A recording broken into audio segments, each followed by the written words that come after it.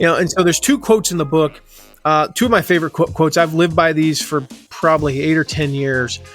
First one's from John Acuff. He says, never compare your beginning to someone else's middle. So when you're starting an agency, you're starting as a service provider. And you know what? You're working 60 hours a week and you're going, well, I didn't do this because I wanted to create this lifestyle. Oh, look at this guy. And, look at Matt. I mean, I'm on vacation 8 weeks out of the year and very rarely work more than 40 hours in a week, and my team handles most stuff. It wasn't that way 7 years ago. All right. This is my middle. I'm in the middle of building it. We still screw some stuff up. I've still got about 7 or 8 more years before we get this right, but I'm doing pretty well. What's up, crew? Greg here. Today we have best-selling author Matt McWilliams in the house talking about his new book, Turn Your Passion into Profits. And my relationship with Matt goes way back to my agency days and when he was doing affiliate marketing behind some of the biggest names. And he's worked with tons of people that you guys already know, like Tony Robbins, Kevin Harrington from Shark Tank, Kim Walsh, Ryan Levesque, Michael Hyatt, Lewis Howes, the list goes on, to be honest. And so in this episode, we're going to talk about early days, him productizing, systematizing his business, as well as his book on how to turn your passions into profits. So I hope you enjoy. Leave your biggest takeaway in the comment section below. Matt, welcome to the show, my man. I really appreciate it. Hey, bud. Thanks for having me. So first of all, congratulations. Your book, Turn Your Passions into Profits, The Proven Path for Building a Rewarding Online Business, bestseller.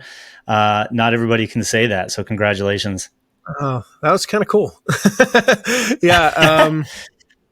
You're the first, I'll be honest, you're the first interview I've done since that, we did so many in the launch of it. You're the first one I've done where I actually got to say that, and so just to be like totally transparent, like this is one of those I don't know if you've ever met somebody that you like, a celebrity that you were actually a fan of. Like there's celebrities, like they're a celebrity, I'm like, I don't really care. And then there's like, oh my gosh, that is like, that's my favorite band, and I'm fanboying. That's happened a couple times, things like that. That was kind of the same like chill that I just got when you said that. That was kind of cool. First time. So there will never be another first time that somebody gets to say that, Greg, and you were it. That's kind of cool. So I'm super pumped for a number of reasons. We met years ago and you were, as you talk about in the book, the affiliate guy behind huge names, Tony Robbins, Dean Graziosi. Like your list of people is so big. Ryan Levesque, Michael Hyatt, Kevin Harrington from Shark Tank, Zig Ziglar's company, Lewis Howes, Stu McLaren, like the names just seem to go on. And I always remember you being behind the scenes of a number of people. And I feel like even during certain promotions and stuff for your clients, we've interacted. And what I think is really going to be interesting to extract from your story here, and obviously principles from the book, is like, I think two things. One, build a rewarding online business. I know that you, like many of the people watching and myself included, like we came up service provider, rolling our sleeves up, doing a lot of the work, oftentimes behind big name people. We know we have the chops, but probably not getting as much of the recognition.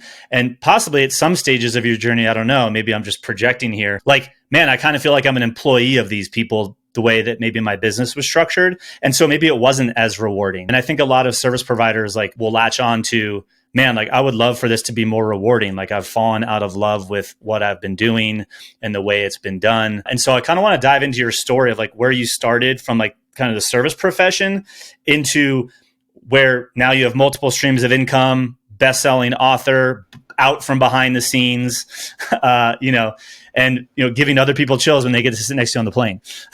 Yeah.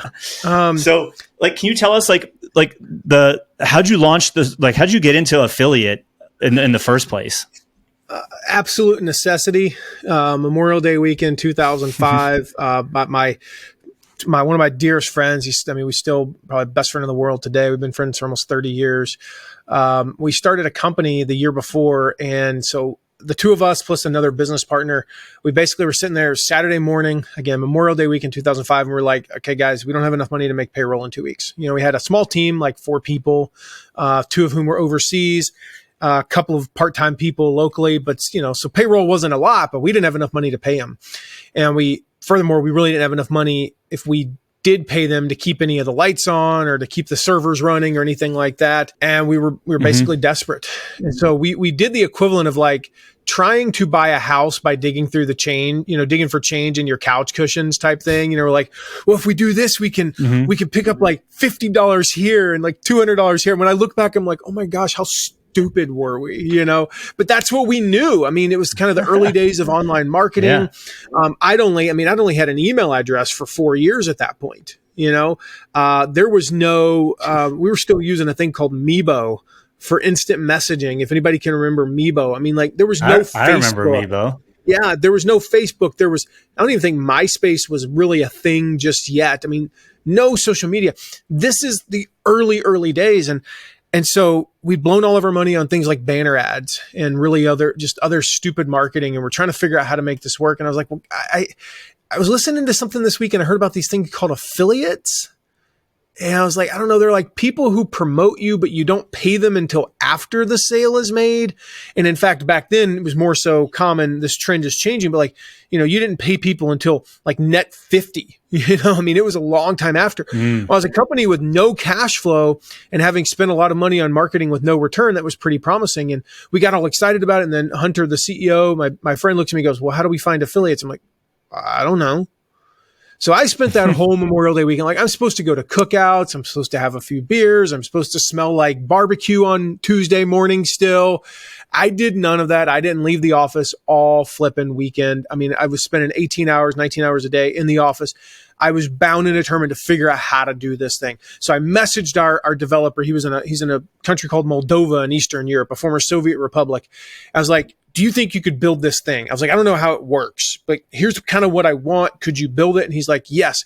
How long is it going to take you? He said 72 hours. I'm like, boom, do it. I was like, I can't even pay you. All I can do is share a percentage of what we bring in from it. Are you cool with that? He's like, I'll take a chance on you. And he said, yes. Normally we'd have paid him, $2,000, $3,000 to do the work. Instead, I was like, we're paying you on a wing and a prayer. He ended up making well over $250,000 over the next few years from this. It was a good decision on his part. Yeah. And so we built this thing. I'm trying to learn, okay, how do I find affiliates? There's nothing back then. There was no affiliate guy back then, right? There was like one blog post in a forum where it talked about this stuff and it was about retail products and we weren't in the retail industry. So I'm trying to figure this out. I basically kind of invented everything that I did. I screwed up everything, but I went out and I got a handful of affiliates. We made just enough in the next 2 weeks. And I do not recommend this, just to be 100% clear. Do not do what I do as I say in this particular case, because we brought in about $15,000 from affiliates. Now, we technically owed them about 8 of that. We used that money to pay our team and to pay some other stuff. And we floated that money on the hopes that over the next 4 weeks, we'd make an additional amount of money. And it worked. Don't do that ever. Bad idea. I regret doing it because it was too risky and I could have screwed a lot of people and I'd had some bad things happen. And thankfully it worked out for us, but we managed to survive. And fast forward about 18 months later, we're doing over $1 million a month from that affiliate program.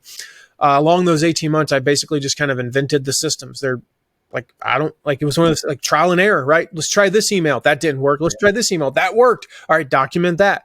And we developed these systems. And so from there, fast forward to about 2010, I was named Affiliate Manager of the Year for the first time. It's been 4 times that I've been Affiliate Manager of the Year. And after about a year from there, people were kind of like, okay, you won 2 Affiliate Managers of the Year. Maybe you should teach this stuff. Maybe you should expand. Like you're just doing this for one company. Maybe you should expand and do this for others. And really good thing happened. I got fired. It's one of those things like, how is that a good thing? How does that actually happen? It's an incredibly long story that actually had to do with a guy that came in and bought the company, and his entire MO was to run the company so far into debt that he could he would come in and advise the company, run it into the ground, buy it for the debt they owed, and then turn it into a profitable venture. Well, I was the only profitable arm of the company, the affiliate program. And so it made sense for him to fire me because I was making the company money and that wasn't what he wanted to happen. So I leave and I did what a lot of people do when when they're in a position, they go, well, I need to find something just like that. And I thankfully had so many job offers that I couldn't say no to any of them. I just took them all and started an agency. And that's effectively how I started the agency. I had 4 clients. I worked single-handedly with a virtual assistant. That was my only team member at the time, but I worked on those 4, about 12 hours a week each. And that was my week. And fast forward from there, today, we have a whole team. We got 4 full-time affiliate managers, and then assistants to them, plus our some other people that help them, for a team of about I don't know, 14 or 15 people on our team now, all interacting with our clients. But it started with that genesis there of just basically going, oh crap, we don't have any money. What do we do? Yeah, so it's pretty wild. Like, I think most people that I run into, they either were fired like yourself or they left. And no matter which one it is, we all almost always start selling and doing the exact same thing that we were doing at the company that we were at before we left. And in some cases, that's obviously wise. And in some cases, I think you bring some of those bad habits. Like, I know I left like traditional agency world, and I was trying to run a small startup like a traditional agency, which I see a lot of folks doing. And it's like, so much has changed, over the years, that it's like, I don't know, like, you kind of need to unlearn some of those things too. So you quick growth, a handful of clients, obviously scaled that up over the years, have the reputation as being, the affiliate guy. You have a podcast in the same name, right? The Affiliate Guy Podcast. Yeah. Yeah. I wish I could say that was like really good branding. The truth is, I write about this in my book, actually, and I think it's in chapter 1 or 2, where I talk about, getting clear on your passion and getting clear on, who you serve. And I talk about how the Affiliate Guy name came because for years, this is kind of that middle part of the story that I didn't particularly tell, just because it was, it would have been a really long story. I would have never shut up, if I told the whole story. So I was going to let you talk for a little bit. And, but yeah, people just kept saying, Matt, you got to teach this stuff. You got to teach this stuff. Like, remember when you were starting out and you didn't have the blog, and you had the one blog, and you got to teach them, Matt, this stuff better than anybody. You got to teach this. Like, what else do we need to do to convince you? I was like, I don't want to be the affiliate guy. Like, I wanted to kind of run my agency privately. That was like the money side of things. I can make good money doing that. It pays really well. But for my personal platform, mattmcwilliams.com, like, I wanted that to be about leadership and personal development. I want to do something bigger than just being like the affiliate guy. And so I said over and over again, I don't want to be the affiliate guy. I don't want to be the affiliate guy. And then I don't know if you know Dana Abraham, but Dana's in the parenting niche. She has a course called Calm the Chaos. And I was talking to her about something completely unrelated. She was actually helping me with a problem I was having, in our company. I don't remember what it was, but I was talking to her. And then I was like, well, how about you? And she starts telling me about this launch she has coming up in 3 weeks. And I'm sensing like, she's kind of freaking out about the affiliate side of this. And I was like, Dana, do you need help? Like, I cannot take you on as a client, but can I just help you for an hour a day, for a few weeks? Like, it's not a full engagement. I won't even charge you anything other than I'll take, like 10% of the upside. So her last launch did 125,000. Whatever you do above that, we'll take 10%. Like, and I'm not going to be like, only an hour a day. That's all I've got time for. Can I help you? She's like, please. So we come in. I spend about an hour a day. That is the extent. Like, normally when we work with clients, in their big launches, like, we're full time effectively. We're 6 hours a day times, 2.5 team members, 15 hours a day, 15 man hours a day during their big launches. And I'm spending 1 hour. So 1/15 of what we normally spend. She went from $125,000 to a little bit over $300,000 launch. We had one affiliate who previously had made 0 sales, made 17. Another who had a goal of 5, make over 40. There was another that, had doubled their sales from the last launch. Like, all their top 30 affiliates all made more sales than they did the previous one. All I did, Greg, was like the thing that I'm uniquely qualified to do. And this is the point from the book, is like, there's this thing that I feel like I'm one of the best in the world at. I can coach them. I can strategize with them. Get me on the phone with somebody for 15 minutes and I will double or triple their affiliate sales, right? That's what our clients hire us to do. And that's what I've now trained our team to do, of course. But like, we're really good at that. I didn't do anything special. All I was the affiliate guy. Yeah. And so my first thought was like, oh my gosh, I have a heart for entrepreneurs. I love entrepreneurs. I've been an entrepreneur most of my life and I just love them. And so I'm like, man, I helped an entrepreneur make a lot more money, 125 to 300 and change. That's, a lot of money where I come from, so that, number one. Number two, I helped all those affiliates make more money. So yay me for helping entrepreneurs. And then one night we were putting the kids to bed and I had this like really like amazing bedtime, like not what we had last night. Last night we had a sick child and the other one was kind of being grumpy. But this night the kids were getting along. We had our, we said our prayers. We did our reading. We just, kissed them goodnight. They both gave me like these great hugs and it was peaceful. It wasn't rushed, but it was quick. And I was able to go back down and spend some time with my wife. And I got about halfway down the stairs as I was walking away from this peaceful bedtime. And this thought just like hit me. It was like this weird, like divine moment, Greg, where it just hit me. And I was like, oh my goodness, there are hundreds of other families tonight having this same experience. Because remember, Dana's course is named Calm the Chaos. Mm-hmm. And it takes these chaotic situations and gives them peace in the home. And when there are hundreds of other families who are having this same experience, there are moms and dads that are reconnecting with their children, because I helped some people with affiliate marketing. And I was like, oh my gosh. And it was literally, I mean, not to be like all spiritual or weird, but it was like the voice of God, which is, by the way, it's Morgan Freeman. That's the voice that you hear. At least it is for me. I don't know about you guys, but I hear Morgan Freeman. And it just said, you are the affiliate guy. And I'm standing there. I'm literally at the where our stairs turn. And I'm just going, I'm like dumbstruck. I probably look like I, seen a ghost. And I was like, oh.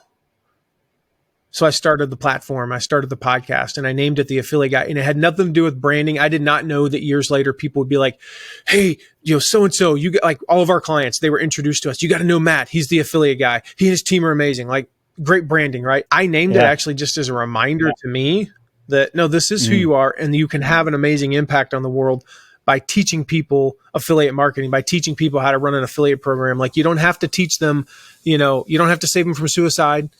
You don't have to teach people. You don't even have to teach people how to be better parents or how to be better whatever. You can teach the people who sell the courses who teach that stuff. Yeah. And you can change the world that way. So that was ultimately how we ended up with that name. So a question for you is, like, it sounds like, and I know you did say some of this in the book, like you in some ways resisting holding on to this identity, which many would probably listening would be like, oh, like, well, you're just going to go all in and specialize on this thing, not be, broader business leadership like you were talking about. Now that you've kind of made that journey, can you talk a little bit about, like, because, in your book, you talk about, clarifying who you help, committing to leading them. I feel like that's really difficult when you are trying to be all things to all people, but I still see so many service providers, specifically in the agency landscape, that like they try to be full service. They try to be all of these things. And that actually means they end up not having any identity, which really impacts kind of the attention that they're able to create for themselves. Like, people are like, oh, the affiliate guy, like your name comes up. And like when you're this kind of trying to please everybody, your name likely won't come up. Can you talk about that evolution mentally? Like, how'd you deal with that? He's the online marketing guy. What does it even mean?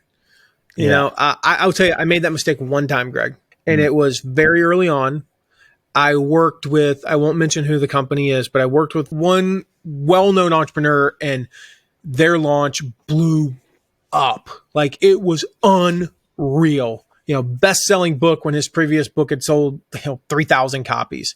We sold over 20,000 copies, and nobody could believe we did it. And it was all through affiliates. 90, like, he still did about 3,000 internally. We did 19,000 through affiliates, and people were like, and it like amazing. It kind of put me on the map in terms of that world. Like, I was really well known working with big companies, Shutterfly, Adidas, running these big, well-known affiliate programs. But when it came to like the entrepreneurial world, the Pat Flynn's of the world, the people that you and I, we know and hang out with, people we love, I wasn't really well known.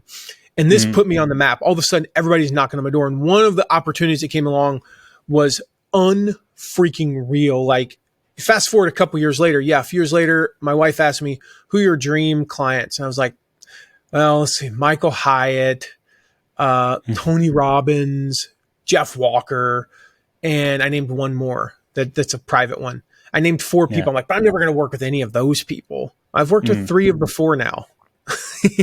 Like, I didn't think that was possible. I'll just name the other one in case anybody knows him. Eric Thomas. If anybody knows E.T., E.T. the hip hop preacher. Yeah, he's a motivational speaker. So I have a few connections, and did learn that his grandfather actually has the same last name. His grandfather's last name was McWilliams. So, and we might be related, like very distantly. I don't know, but anyway. So but at this time, I didn't know anybody in this, and I got this opportunity, Greg, and I'm like, this is it. Number one, at that time, our monthly rate, just to give you some perspective, our monthly rate was $2,000 a month, and I talked them into $10,000 a month. So that's above and beyond, that's before they pay the percentage of sales. And so I'm like, yeah, holy crap, because they got money galore, and it's a big, well-known company in the entrepreneurial space. And I'm like, ooh, this is such a good opportunity. And then I get into it with them, and I realized, like, oh my gosh, they basically hired me, and they hired us because there were 3 of us. They hired us, and then he hired an assistant, and they expect us to run everything. So I'm like trying to write the video scripts and this or that. And then we get all that stuff done. We get to the launch, and we completely tank the affiliate side. Well, lesson learned. I've never made that mistake again. We are very, very clear from the front end. It is part of, as much as when I talk to people, and they come to us well recommended, most of the people we work with come to us and basically say, so-and-so said we should sign up with you. How do we do it? Yeah. And then we have a 30-minute call, and I don't even have to sell them. But I make it very clear, even though I sell you on how amazing we are, I am very clear. Like, one of our, mottos is stay in your lane, boo. And so I'm like, we stay in our lane. We stay in our lane. Yeah. We are team players. If we see something on your webinar registration page that's going to improve conversion, I'll tell you. But we're not logging into ClickFunnels and making the change for you, because I don't want to screw it up, and we don't know how to do that. We are not writing copy. We will help write affiliate swipe copy, but we are not writing your email copy. We are not consulting you on your funnel. Now, if I have an idea and I think, hey, I wonder if you should split test this, or this is something we saw work for another client, I will absolutely share it. We will share it. We are team players. But what we're going to do perfect, or pretty darn close to perfect, is affiliate management.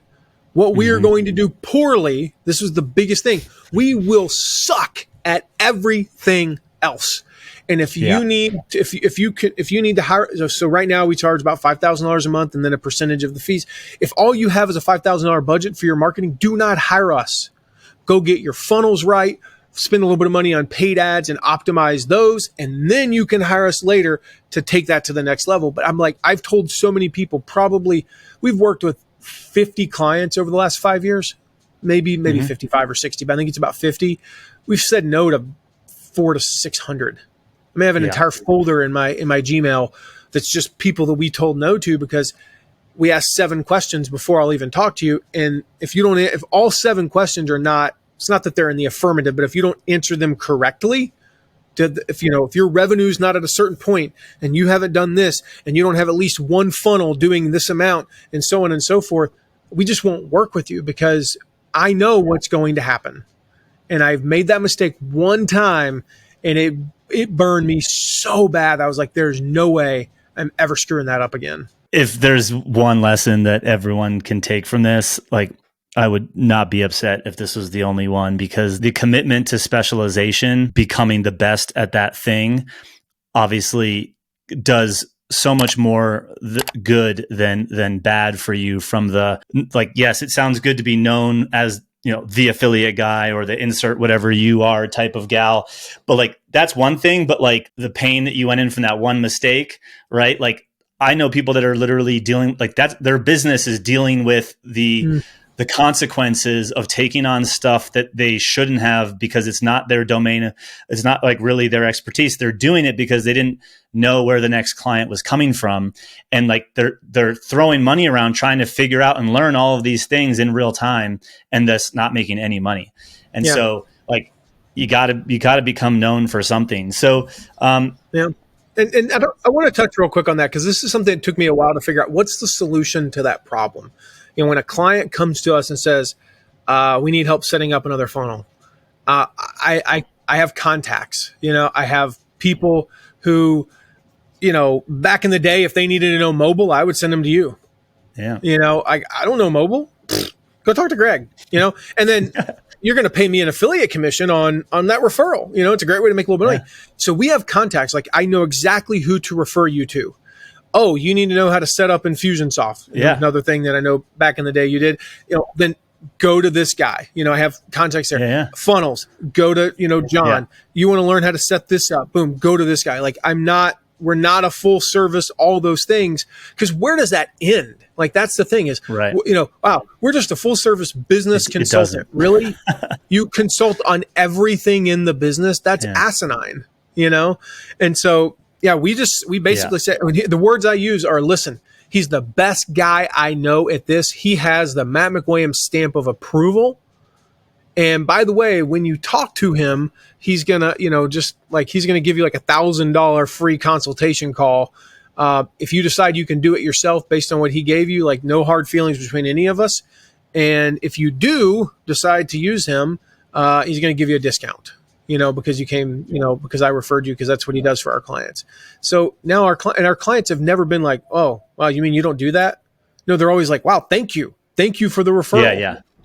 Totally. And then my contacts, like some of them are even like contractors for us, like our funnel guy and our graphic designer. Our graphic designer makes more off of people that I have referred to him than he does off of graphics for us.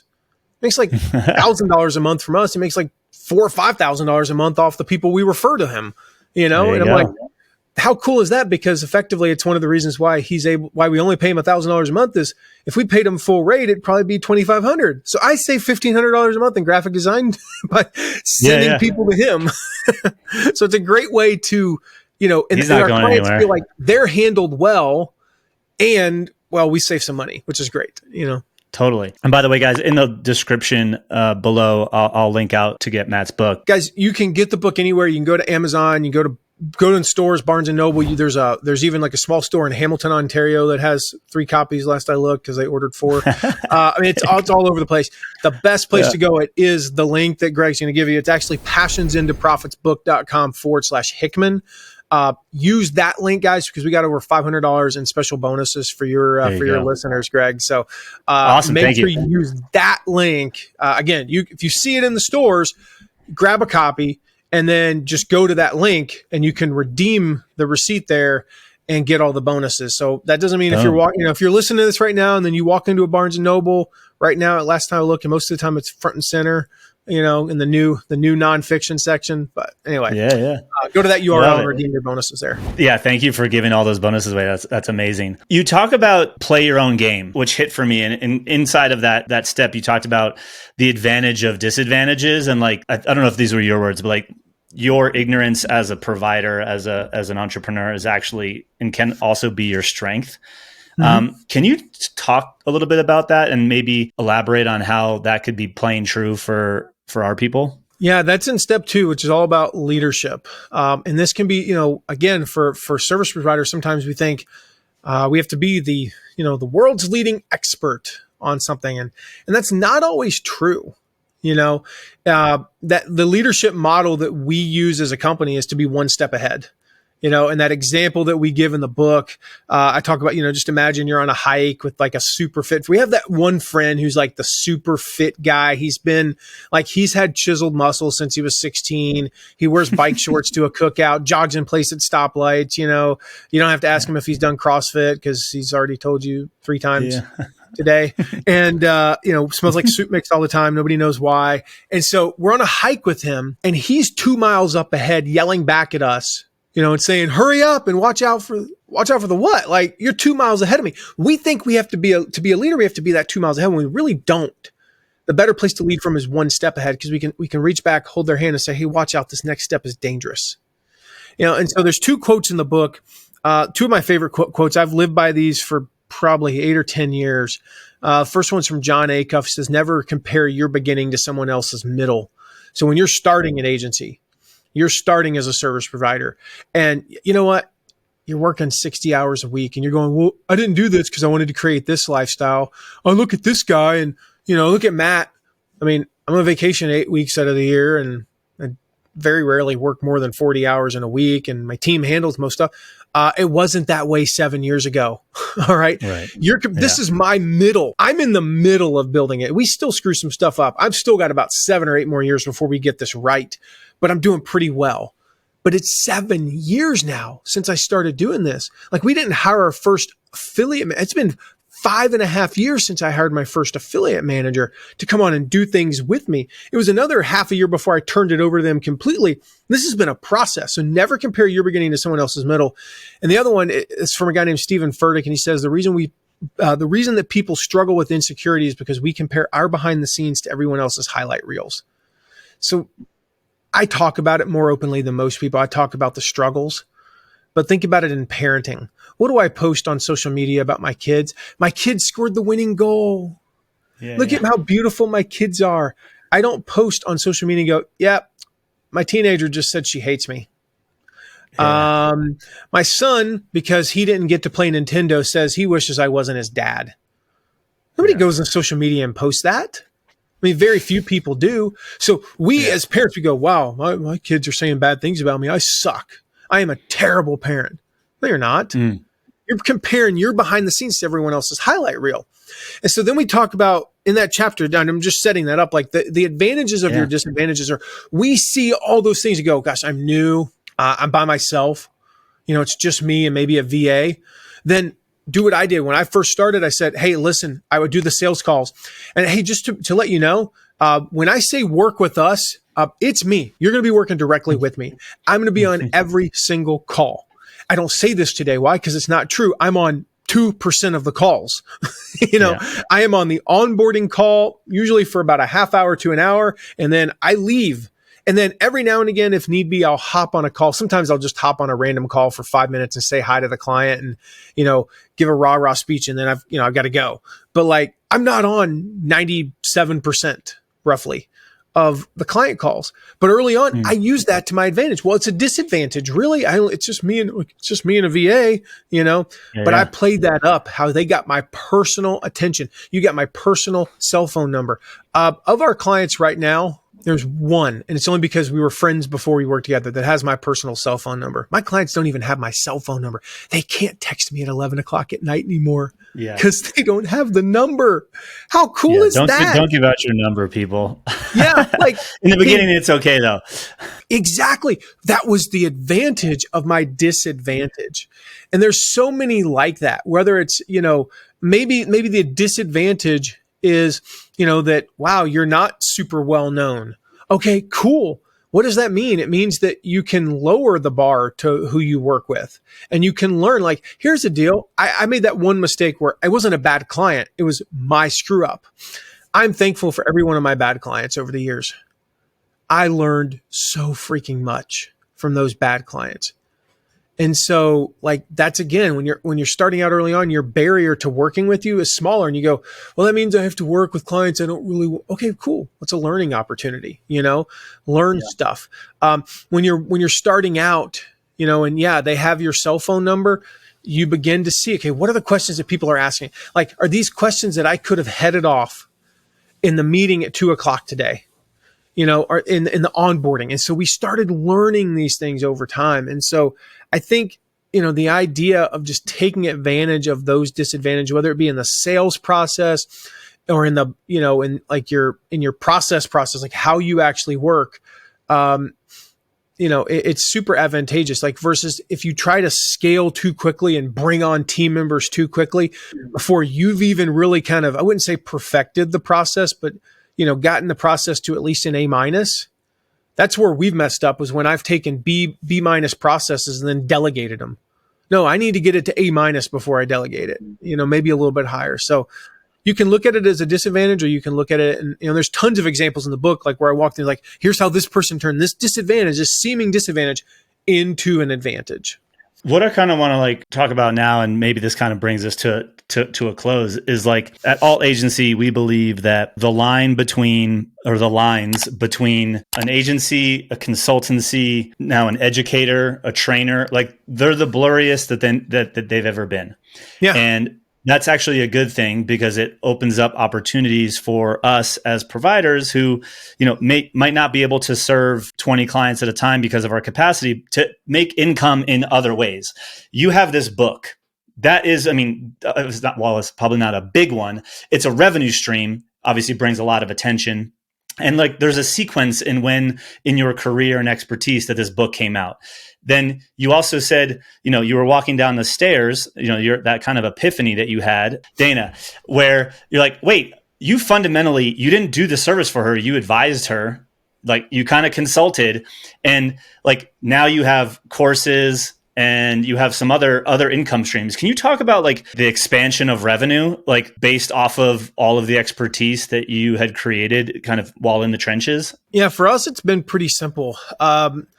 I created the things that I wish I had known, Yep. So we have a course called Find Affiliates Now. I mean, the name says it all. Yep. And it's literally a 5-day course. Our team goes through it. We call it, so the acronym is FAN. Internally, when we talk about finding affiliates for a client, our team follows the process in the course. We call it fanning. Like that's what we call it internally. When we talk about like no product, no problem, it's a course that teaches you how to get started in affiliate marketing. What do we talk about it like, hey, we need to go like what we need to cover with this affiliate promo, this client work is day 3 of NPNP. Boom, straight up. It became a program that like, if you're an affiliate for some of our clients, we'll give you access to the course. We still sell it. We make, a ton of money off of it, same as we do with FAN, but we'll give you access to NPNP as an entry point. So we created the products, the swipe files, like we have recruiting swipe files. What are the recruiting swipe files? It's literally just, to be clear, it's a text document of our best performing affiliate recruiting emails. And you think from we call it internally, we call it V10E1. All right. So this was something that came up one day. We have t-shirts that say it, value 10, effort 1. These are no-brainer products and offerings. If the effort is 1 for us, but the value is 10 for the client or the customer, do it. Like that's an easy thing. The effort in creating that product was we literally just gave them our swipe file. So one of our best opt-ins is a sheet where you type in one date. It is the date that your promotion starts. And then it goes and backs up for 9 months before what you should be communicating to your affiliates. I created that for our team. We've had 2,000-3,000 people opt in for that over the last couple of years. Because as a consumer, you want to know, what are you supposed to be doing 6 months out, 3 months out, 2 weeks out? This is a valuable thing that we give away for free. You just have to opt in to get it. Yeah. Well, why would you not opt in for that if that's what you need? But it took me 0 minutes to create that above and beyond what I'd already created. So many of those things exist. Like so many, these are templates, and these are, we did one where it's like, hey, you need to train your affiliates. So here's what we're going to do. We're going to give you the slot. We're going to give you a video where I show you, it's a 2-hour video where I doing a training for one of our clients' affiliates. We're also going to give you the slides. How much time did that take above and beyond already doing it? 0. So if you can think about those types of things, the scripts that you already have, I'll give you one example. When I was doing this book, I really wished that I'd had, we did not want to work with a PR firm, just wasn't in our budget for this particular thing. And we had so much other stuff going on.